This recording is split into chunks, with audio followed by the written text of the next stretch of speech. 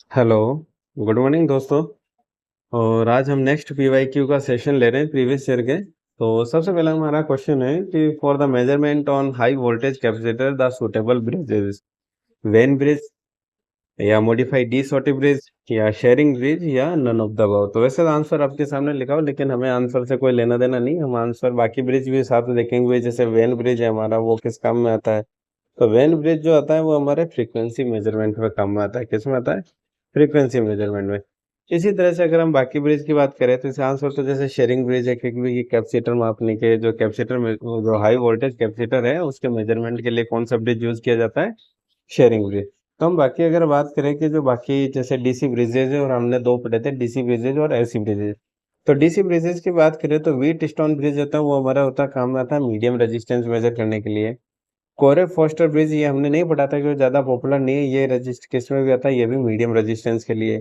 Kelvin double bridge ये हमने पढ़ा था वेरी स्लो रेजिस्टेंस के लिए। वेरी वेरी इंपॉर्टेंट, अगर ये पूछ लिया जाता है स्लो रेजिस्टेंस मेजर करने के लिए कौन सा ब्रिज यूज में होता है, तो क्या आंसर होता है? Kelvin double bridge. इसी तरह से अगर हम बात करें हाई रेजिस्टेंस के लिए, हाई रेजिस्टेंस के लिए हमारा जो जनरली क्वेश्चन पूछा जाता है वो पूछा जाता है मेकर से कि हाई इंसुलेशन रेजिस्टेंस मेजर करने के लिए। और इंसुलेशन का मतलब रेजिस्टेंस ऑफ केबल मेजर करने के लिए। और दूसरा हमारा हाई रेजिस्टेंस के लिए होता है लॉस ऑफ चार्ज मेथड। अब बात करते हैं हम इंडक्टेंस की। इंडक्टेंस के हमने मैक्सवेल इंडक्टेंस ब्रिज भी पढ़ा, मैक्सवेल इंडक्टेंस कैपेसिटेंस ब्रिज भी पढ़ा, हमने हेज ब्रिज भी पढ़ा, हमने एंडरसन ब्रिज भी पढ़ा, हमने ओवंस ब्रिज भी पढ़ा। तो जो इंडक्टेंस मेजर कर रहे हैं इसका मतलब ये हम क्या यूज कर रहे हैं? AC bridges. तो जो हमारा मैक्सवेल इंडक्टेंस कैपेसिटेंस ब्रिज है, ये इसमें याद ये रखना है कि भाई इसका जो क्वालिटी फैक्टर है क्यू की वैल्यू होनी चाहिए लेस देन 10 से 1 के बीच में, यानी मीडियम रेजिस्टेंस के लिए। अगर हाई क्यू के लिए अगर आपको मेजर करना है तो हम यूज करेंगे हेज ब्रिज। और अगर क्यू लेस देन 1 है, यानी अगर लो क्यू के लिए अगर हमें मेजर करना है इंडक्टेंस, तो हम यूज करेंगे एंडरसन ब्रिज। ठीक है। और ओवेंस ब्रिज भी use for measuring low Q coils, लेकिन पॉपुलर हमारा कौन सा है? क्यू लेस देन 1 स्पेसिफाई हो तो एंडरसन ब्रिज हमें आंसर टिक मानना है। इसी तरह बात करें म्यूचुअल इंडक्टेंस के लिए, म्यूचुअल इंडक्टेंस के लिए दो ब्रिज होते हैं हमारे पास में। एक होता है हमारा heavy side mutual inductance bridge, और दूसरा होता है हमारे पास में capable modification of heavy side bridge. तो ये हो गया हमारा म्यूचुअल इंडक्टेंस के लिए। इसी तरह से अगर कैपेसिटेंस की बात करें तो हमारे पास में दो है। एक तो होता है De Sauty bridge, suitable for perfect capacitor. और दूसरा होता है हमारा शेयरिंग ब्रिज, जो कि इस क्वेश्चन का आंसर है कैपेसिटेंस। वो use to measure relative permittivity, यानी कैपेसिटेंस के अलावा क्या मेजर करता है? वो रिलेटिव परमिटिविटी मेजर करता है, डिस्ट्रीब्यूशन फैक्टर भी करता है, लॉस एंगल को भी मेजर करता है। और इसके अलावा होता है हमारा Wien Wien bridge. Wien bridge हमारा किस काम में आता है? कैपेसिटेंस एंड फ्रीक्वेंसी मेजर करने के काम में आता है। तो ये हमारा हो गया पूरा। एक तरह से हमने यहाँ पे शॉर्ट में सारे ब्रिज देख लिए कि भी कौन सा ब्रिज हमारे किस में आता है। एक तरह से हमारे ब्रिज का क्या हो गया? रिवीजन हो गया ये। तो अब हम नेक्स्ट क्वेश्चन देखते हैं कि when a low pass and high pass filter are cascaded, यानी एक तो हमने लो पास फिल्टर यूज कर लिया, एक हमने क्या यूज कर लिया? हाई पास फिल्टर यूज कर लिया। तो लो पास फिल्टर कैसा होता है हमारा? इस तरह से होता है profile. And high pass filter की प्रोफाइल कैसी होती है? इस तरह से। तो हमने इन दोनों को क्या कर दिया? जोड़ दिया। तो जोड़ दिया तो ये मेरे पास में क्या मिल गया मुझे? Band pass filter. तो बैंड पास फिल्टर, तो इसने पूछा है अगर मैं low pass filter and high pass filter को कैस्केडे के अंदर जोड़ के बैंड पास फिल्टर बना लिया, तो critical frequency of low pass filter कैसी होगी? इक्वल होगी critical frequency of high pass filter के, या लेस देन होगी, या हायर होगी हाई पास फिल्टर से? तो अगर हम देखें तो इसकी क्रिटिकल फ्रीक्वेंसी को क्या आती है? ये वाली कुछ आती है एफ एल लोअर के अंदर, हायर के अंदर आती है एफ एच। तो ये तो होगी मेरी एफ एच, यानी हाई पास फिल्टर की मेरे पास में क्रिटिकल फ्रीक्वेंसी। ये होगी मेरे पास में तो लोअर जो लो पास फिल्टर है हमारे, उसकी क्रिटिकल फ्रीक्वेंसी। तो यहाँ से क्या पता पड़ा है कि जो लो पास फिल्टर है उसकी क्रिटिकल फ्रीक्वेंसी ग्रेटर देन होती है हाई पास फिल्टर से। तो इसलिए आंसर क्या हो गया इसका हमारे पास में? सी। नेक्स्ट क्वेश्चन की बात करते हैं हम। द फिगर शोन इन, ये तो सबको पता है कौन सा नैंड गेट है। अब नेक्स्ट क्वेश्चन है the disadvantage of A base bias circuit. Base bias का मतलब क्या होता है? एक तरह से फिक्स्ड बायस बोलते हैं या रेजिस्टेंस बायसिंग बोलते हैं। ठीक है। तो डिसएडवांटेज क्या होता है अगर रेजिस्टेंस हम यूज कर रहे हैं, रेजिस्टेंस बायसिंग? तो एक तो उसमें क्या होता है हमारे लो गेन होता है ना। दूसरा हाई उसके अंदर लीकेज करंट होती है। तीसरा वो बीटा पे डिपेंडेंट करता है। चौथा वो कॉम्प्लेक्स होता है। तो यहाँ पे हमारे पास में ऑप्शन है this disadvantage of base wise very complex होता ही है। इट प्रोड्यूस लो गेन, ये भी करता है। It's too dependent on beta, ये भी है। It produce high leakage current. तो ये हमारे चारों इसके डिसएडवांटेज है, तो आंसर वैसे इसका होना चाहिए ऑल ऑफ अबव। ठीक है, नेक्स्ट क्वेश्चन की बात करें कि भाई एक ट्रांसमिशन लाइन है, वो फीड कर रहा है 1 वाट ऑफ पावर। फीडिंग ऑफ 1 वाट का पावर का मतलब क्या होता है, पी इनपुट मेरा यहाँ पे क्या दे दिया, एक तरह से इन्होंने 1 वाट टू ए हॉर्न एंटीना। किस तरह का antenna, horn antenna, having a gain of 10 dB, यानी इसका गेन मुझे कितना देर का है, 10 dB। तो गेन आप जानते हो क्या होता है, P output upon P input. तो पी आउटपुट मुझे दे नहीं रखा और पी इनपुट मुझे दे रखा 1 वाट और गेन मुझे दे रखा है 10 watt. The antenna is match to the transmission line. ठीक है, the total power radiate, radiate का मतलब क्या, आउटपुट में कितनी पावर रेडिएट करेगा, तो यानी मुझे फाइंड आउट क्या करना है, पी आउटपुट। तो पी आउटपुट मेरा कितना हो जाएगा, पी इनपुट इंटू गेन। तो मेरा पी इनपुट कितना है, 1 और गेन मेरा कितना है 10, तो रिजल्ट में मुझे पी आउटपुट में कितना मिल जाएगा, 10 वाट। नेक्स्ट क्वेश्चन है, if a non vectored interrupt the address of interrupt service routine is. तो एक बात करें, वेक्टर और नॉन वेक्टर में डिफरेंस क्या होता है। वेक्टर इंटरप्ट की बात करें तो उसकी क्या होती है, लोकेशन जो होती है क्या होती है, फिक्स होती है, यानी मेमोरी के अंदर एड्रेस की जो लोकेशन है वो क्या होती है, फिक्स। और नॉन वेक्टर वो होता है जिसकी जो प्री डिफाइन एक तरह से लोकेशन फिक्स नहीं होती। और वो हमारे पास में 8085 में एक ही हमारे पास में नॉन वेक्टर इंटरप्ट होता है, वो है हमारा INTR। ठीक है, तो जब इसकी लोकेशन फिक्स नहीं है तो address of interrupt service routine जो है हमारा वो कहाँ पर होगा, तो वो होता है assign to a fixed memory location. ये जब हमने INTR के ऊपर, इंटरप्ट के ऊपर एक पूरा लेक्चर किया था, तब हमने इसके ऊपर वहां पर बात की थी। नेक्स्ट क्वेश्चन की बात करें, the complexity of search algorithm from A set of element using binary search algorithm. Binary search के बारे में हमने बात की थी कि भी 1000 से ज्यादा एलिमेंट है तो यूजफुल नहीं है, इसमें क्या करता है, ये सीधा मिडल एलिमेंट को सर्च करता है। तो बाइनरी की बात करें तो बाइनरी किधर के, बाइनरी सर्च एल्गोरिथम की हमारे पास में कॉम्प्लेक्सिटी की होती है 0 log n। लेकिन ये मैंने लिस्ट इसलिए की है कि भाई जैसे ये हमारे किसके, लीनियर सर्च, यानी n एलिमेंट है तो ये क्या कर रहा है, लीनियरली सर्च कर रहा है। ये log n मेरा क्या हो गया, बाइनरी हो गया। ठीक है, 0 to ये n स्क्वायर मेरा क्या हो गया, बबल शॉर्ट हो गया। ठीक है, इस तरह से 0 n log n मेरा क्या हो गया, मर्ज शॉर्ट हो गया। तो ये एक तरह से, ताकि आप linear search 0 n, binary search 0 log n, bubble sort 0 n square, है ना। इंसर्शन का भी यही होता है, merge sort n log n, quick sort का भी यही होता है, हीप शॉर्ट का भी यही होता है, तीनों का सेम है। ठीक है, तो यहाँ से ताकि आपको एक ब्रॉड आइडिया मिल जाए, अगर एक के अलावा किसी और की भी पूछ ले तो आप इसी टेबल से देख के बुक पर लर्न कर सकते हो। अगर आप इसकी फोटो भी खींच सकते हो, अगर आपको नहीं रिमेम्बर हो रहा है और बार बार आप अगर इसको मेमोराइज करना चाहें तो आप इसकी फोटो भी ले सकते हैं।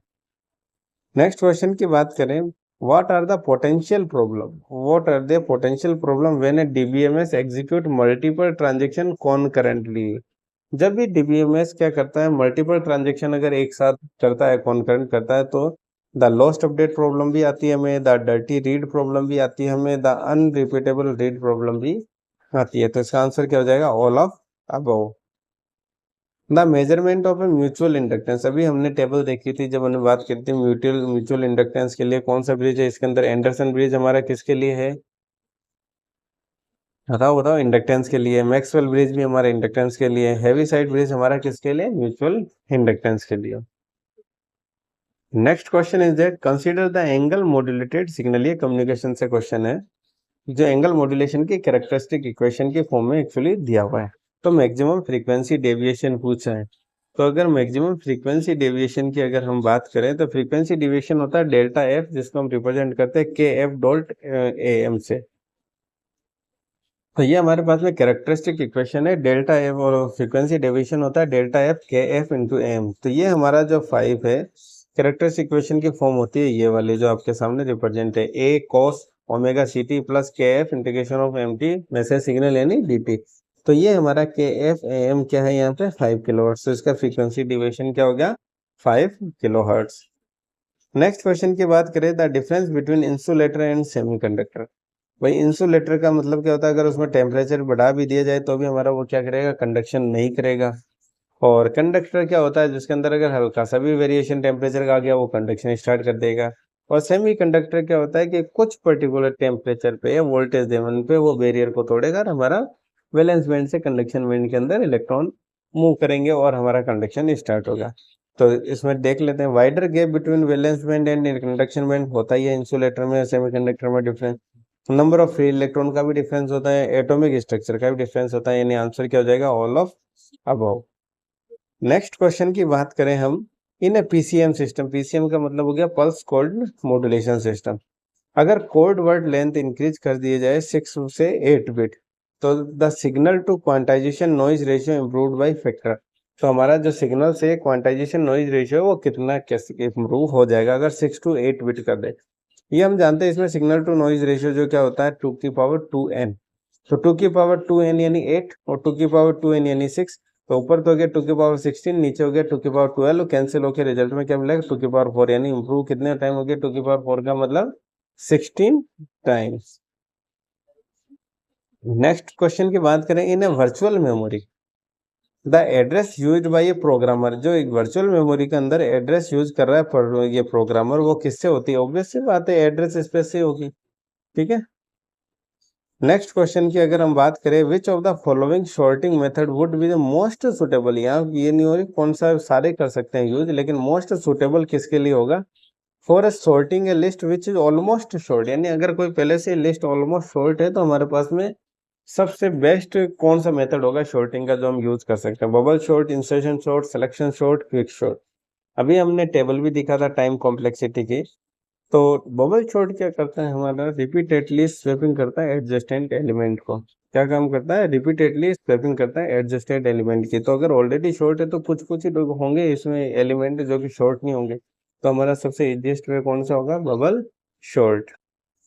नेक्स्ट क्वेश्चन की बात करें, the column of A table, उसको तो क्या हम ना जानते हैं एट्रीब्यूट, टपल हमारे क्या होते हैं रो के अंदर, और ये एट्रीब्यूट क्या किसमें होते हैं, हमारे कॉलम के अंदर, ठीक है। The ratio of maximum displacement क्या है, the ratio of maximum displacement deviation to the full scale deviation, तो उसको हम क्या कहते हैं, ये डेफिनेशन एक्चुअली लीनियरिटी की, ठीक है, maximum displacement deviation to the full scale deviation, उसको क्या बोलते हैं, लीनियरिटी।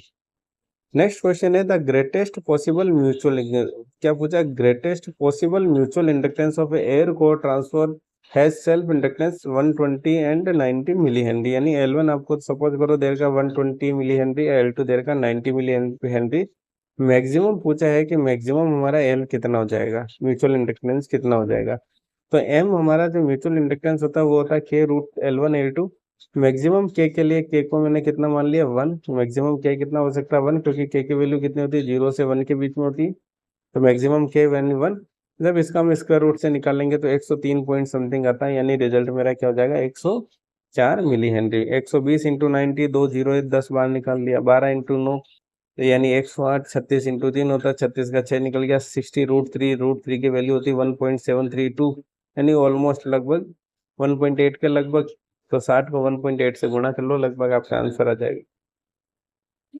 नेक्स्ट क्वेश्चन है कि binary ripple counter use flip flop, तो जब भी हम बाइनरी रिपल काउंटर के अंदर हम देखते हैं, अगर positive edge triggering air Q से आउटपुट है तो हमारा डाउन काउंटर, अगर negative edge triggering air Q से है तो वो क्या हो जाता है, हमारा अप काउंटर। तो यही पूछा है कि भाई इस क्वेश्चन में क्या है कि भाई जो फ्लिप फ्लॉप है उसको ट्रिगर तो क्या positive edge of the clock, and what will be the count if normal output of the flip flop are connected to the clock, यानी क्यू से कनेक्ट है पॉजिटिव एज ट्रिगरिंग है, तो वो हमारा कैसा होगा, डाउन काउंटर। नेक्स्ट क्वेश्चन की बात करें, the current in A semiconductor is produced by, current semiconductor के अंदर किसी इलेक्ट्रॉन की वजह से भी होती है, होल की वजह से भी होती है, तो आंसर क्या होगा, both electron and hole. Next question है, the depth of a penetration of electromagnetic wave in a medium having conductivity sigma at a frequency 1 megahertz is 25 centimetre, यानी डेप्थ ऑफ, और जबकि हम डेप्थ ऑफ पेनिट्रेशन क्या होती है, inversely proportional होती है फ्रीक्वेंसी के, क्योंकि स्क्वायर रूट ऑफ फ्रीक्वेंसी के, तो यहाँ पे जब 1 मेगाहर्ट्ज फ्रीक्वेंसी है तो 25 सेंटीमीटर हमारा क्या है, डेप्थ है, तो यहाँ पे अगर हमारा रूट अगर 4 मेगाहर्ट्ज है तो इसका हमारा इन्वर्सली प्रोपोर्शनल रिलेशन में रख दिया हमने, तो हमारे एक्स की वैल्यू क्या हो जाएगी, 12.50 सेंटीमीटर।